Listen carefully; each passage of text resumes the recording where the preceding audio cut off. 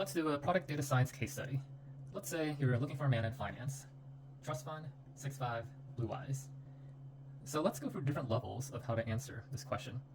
So level 1 is the literal answer. So the literal answer here is, hey, there are 162 males in the US, 5% of the US work in finance, 2% of the US have a trust fund, 0.2% of US men are 6'5 plus, 16% of the US have blue eyes. Multiply all of that, you get 52. So you do get an estimate that it's not very satisfying in an interview, especially a case study interview, just to give the literal numeric answer. So what might a level 2 answer include? Again, this is for product data science. So level 2 type of answer might leverage more product sense. For example, there's certain segments, demographic factors to consider, as well as the explanation of why. The explanation is quite important to show that you are using product sense rather than just writing off different factors. So for example, age, because you're looking for adults. You want single people because you want to eventually marry this man in finance. And you want to consider geography. For example, New York City has more finance bros. You might also want to leverage the fact that dating is a two-sided market. So you can assume that males want to, or you're assuming females want to find a male. Again, just an assumption for simplification.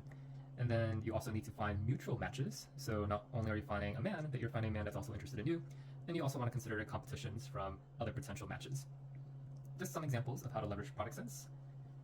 Finally, what are examples of, say, a level 3 type of answer? So level 3 type of answer for product data science is actually framing up your answer.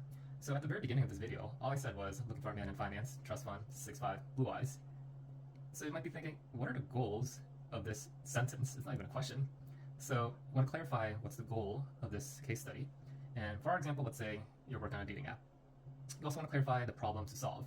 Let's say you want to evaluate a persona feature. So in this dating app, you're going to offer users different personas. For example, a finance bro, a doctor, someone who wants to save the world, a student might be another persona. And you're trying to evaluate this persona feature, whether it's going to work.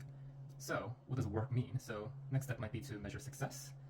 Some possible options might be number of mutual matches, whether people actually chat, whether they actually meet up live in person.